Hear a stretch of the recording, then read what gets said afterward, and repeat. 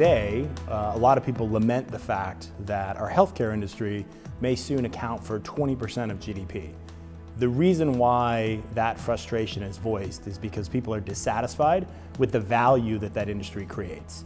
So we have a big problem to solve to make the dollars we spend in healthcare more efficient and more effective.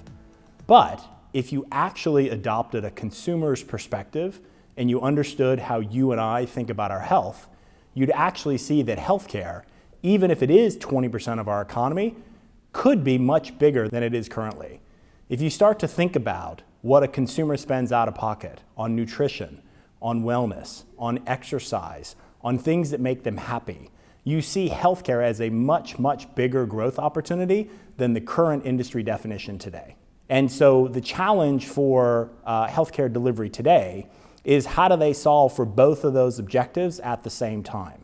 How do I make the business of today as strong and as effective and as efficient as it possibly can, while simultaneously creating what will be the business of tomorrow, which is how do I profit by making people healthier over time? There are pockets of innovation that we should be focusing more intently on. When you look at areas like primary care, you see tremendous innovation happening in primary care. A local company, Iora Health, is a really interesting model of if you designed healthcare around what does an individual really need to be as healthy as they can be, to be as well and as happy as they want to be, you'd think about constructing it very differently. Iora has created a holistic care model where they treat not just a symptom, but they treat the whole individual and helping to understand what really is motivating their behavior, and then how do they put together a customized plan that allows that individual to be as healthy as that individual can be given their own personal circumstances. And they have a payment model and a business model that rewards them for improving your health over time, as opposed to rewarding them for delivering more and more procedures or more interventions over time. The reason why Iora is disruptive is not because it costs more or less than the traditional primary care, because in some ways they are actually more expensive than what you might be able to get from a traditional primary care physician. The reason why Iora is disruptive is because they compete differently. They compete on the basis of helping you and I to be as healthy as we can be. And they've constructed a business model purpose-built to that objective. They utilize health coaches to help extend the capability and the expertise of their physicians, but also because they understand that health is an everyday battle.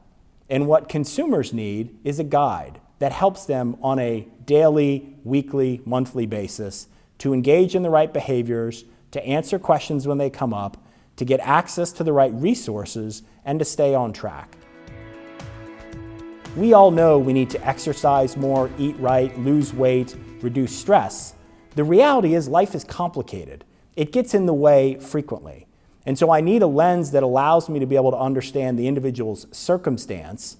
One of the Iora stories that always caught my attention was a middle-aged individual who was experiencing significant financial trouble. And so even though that individual was in fact on the path probably to diabetes and maybe other chronic conditions, the reality was until Iora helped to enroll that individual in vocational training, until they helped to address the circumstance that were unique around this individual, no behavior change program in the world would help that person lose weight and adopt better behaviors, because that individual is 100% focused on how do I ensure financial security, how do I not lose my house, how do I be a good father and parent? And so by being able to understand the circumstance of the individual and to be able to think over a long time frame, you actually then create the potential to do something that would be quite disruptive. In healthcare, it's a classic example of dual transformation, where today's industry leaders have to find ways to make the existing business model that competes on a transactional basis more effective, more efficient, and of higher value. Doing that creates the necessary capacity to be able to fund the investments in the B business model, which is competing on the basis of health. And there are a tremendous amount of resources that need to be shared between the two. clinical expertise, brand value, community presence and connectivity, information technology, and other assets that are shared between the two that need to be managed in the appropriate way to ensure that both the A and the B business are allowed to flourish. So to be optimistic about the future is, one, to think about the potential for growth and the potential for impact. So if we can organize ourselves into business models that are optimized around competing on the basis of health, there's tremendous impact we can have in our society, in our communities, and for individuals. How do they create the space, the attention, and the focus to be able to do that and start to create the businesses that will be the business of tomorrow? Competing on the basis of health and navigating the complexities that are associated with the dual transformation.